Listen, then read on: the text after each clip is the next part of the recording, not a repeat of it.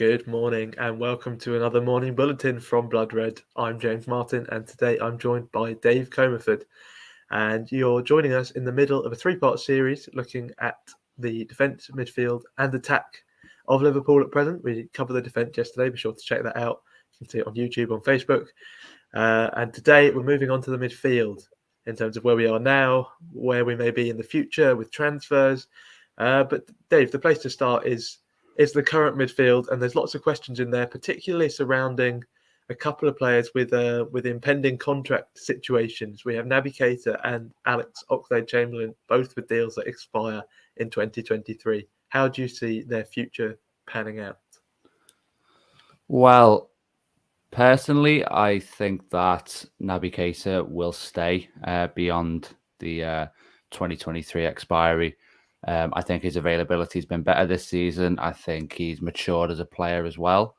Sort of in a kind of more subtle role, I'd say. More kind of Genie Wijnaldum-esque in some ways. Alex Oxlade-Chamberlain, I'm not sure. He's been involved quite a lot as well, but I'm not sure there's been the consistency of performance from him that would be seen as meriting a contract extension. So if I had to sort of guess how it would pan out, I'd say Keita will probably extend, but I'm not sure we'll see Oxlade-Chamberlain at Liverpool beyond 2023.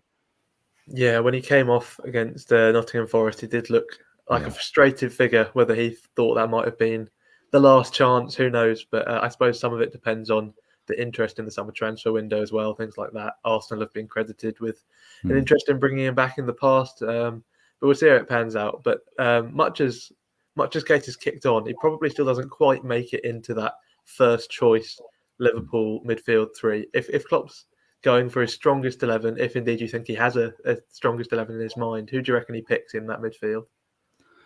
Well, for me, it's 100% Fabinho, Henderson, Thiago as the three. I don't think there's any Liverpool fan who would question Fabinho and Thiago being in there. Maybe the one that would cause some debate is Henderson's inclusion, but Klopp picks him for a myriad of reasons. The intangible attributes that he has are obviously crucial in that, but he's also a very good footballer as well, and he has that obviously understanding with Salah and Trent on the right hand side, which is a crucial part of Liverpool's sort of game plan, really. So for me, I think that's the trio. There's players who can fill in admirably. I think Elliott will be aiming to move in that right-hand side position eventually.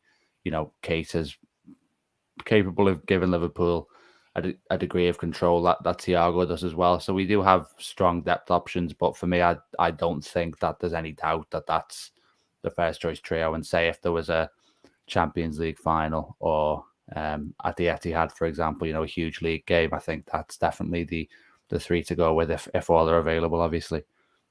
Yeah, we had Mo do a piece yesterday, which was interesting, worth checking out. And Henderson's actually made the most appearances out of Liverpool players this season. Obviously, some of them have come from the bench, but Klopp clearly still has that implicit trust in him, which potentially goes some way to explaining the what was at the time the quite controversial renewal in the summer.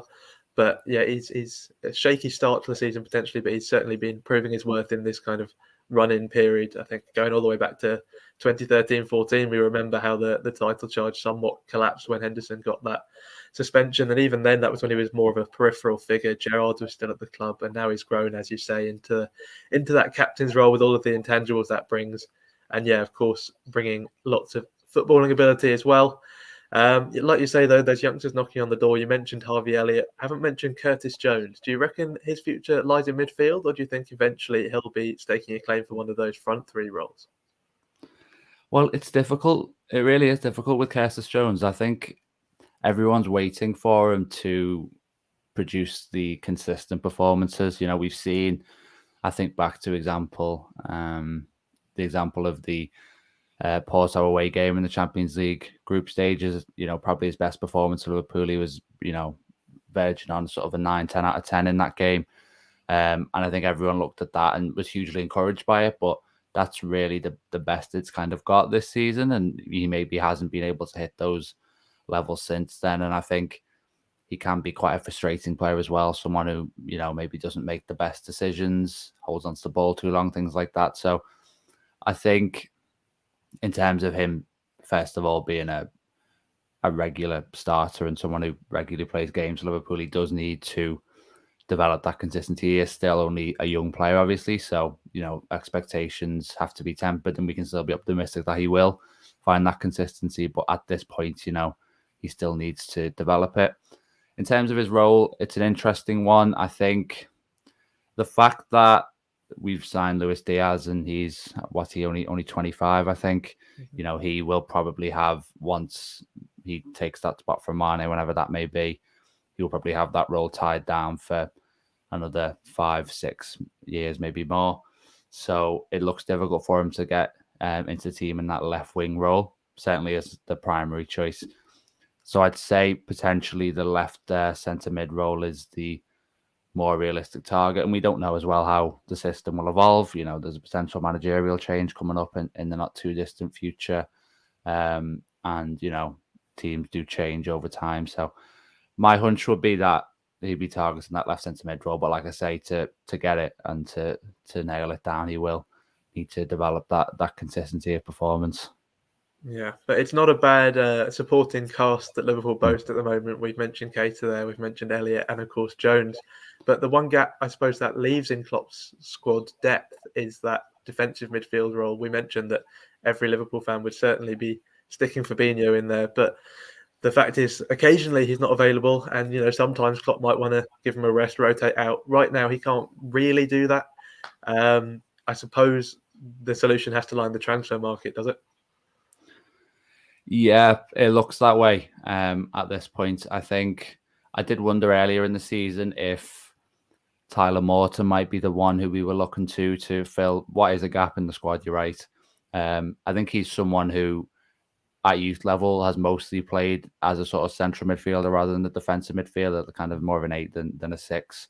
But when he was playing for us, he was a lot of the time at the base of the midfield. And I was wondering if, given the amount of faith Klopp has in him, he started some pretty significant games this season, whether that was the plan for Liverpool, to use him as the sort of in-house Fabinho successor and backup. I think we're probably, based on what we've seen so far, probably a couple of years away from that being viable, to be honest, in terms of just the level he's at and where he's developed to at this point. So I do think we will have to look at the transfer market, to be honest.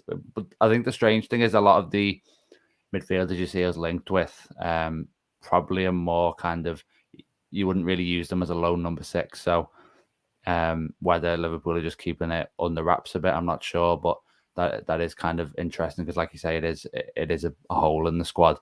There's potential for creative solutions there as well. People have talked about Henderson maybe being better there at this stage of his career. If he was to lose that right centre midfield role, could he be the one who serves that role in the squad? And there's even more left field ideas. Like I think Trent played a game in midfield for England. Maybe he'd be a good number 6. But we've seen Liverpool be creative sometimes. Things like James Milner going all over the team. But I do think it is something that needs to be addressed, and I don't really see at the moment a perfect in-house solution. But like I say, maybe Henderson would be the one who could develop into that. Yeah, Klopp was unimpressed with that England experiment, to say the least. Yeah. But I think he did say if you're going to play Trent in midfield, then he'd prefer the 6 to the 8. So maybe it's somewhat on his radar. But then the problem we have there is right back is the other position in the squad potentially lacking a bit of depth. Yeah. But yeah, Henderson is possibly the one way it could be solved in-house, particularly, as you say, with some of the players Liverpool are being linked to.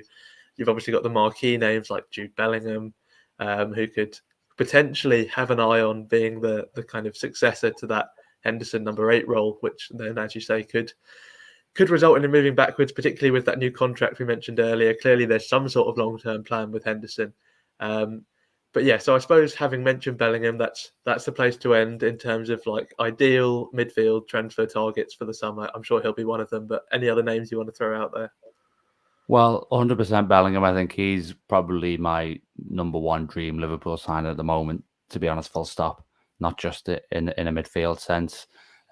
Whether that deal's realistic or not, I'm not sure. So then you'd probably be looking at more achievable targets in terms of price tag.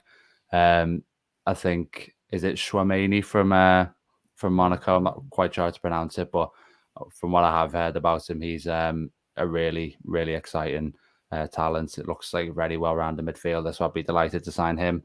I know he's on the radar of some huge clubs as well as us. And the other one I think would be potentially Gravenberch from Ajax.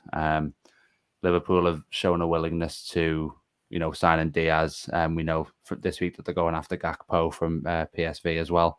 They're clearly willing to shop outside the big five leagues. And he is someone, again, who there's a lot of interest in across Europe. And he's really well-rounded as well. So, and you look at their age profile as well. You get midfielders there who can be in your team for 10 years, to be honest, given their potential. So, yeah, those would be the ones. I think if we couldn't get Bellingham, they'd be almost the next best thing, the bracket kind of down from him, while still being, hugely exciting, promising players themselves.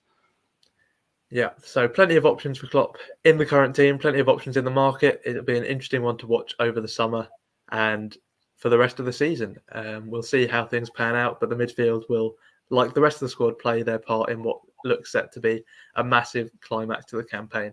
That just about rounds us up for this morning's morning bulletin. Thank you very much for watching. We'll be back again tomorrow to look at the attack. In the meantime, be sure to check out all our content on YouTube, on liverpool.com, and we'll see you tomorrow.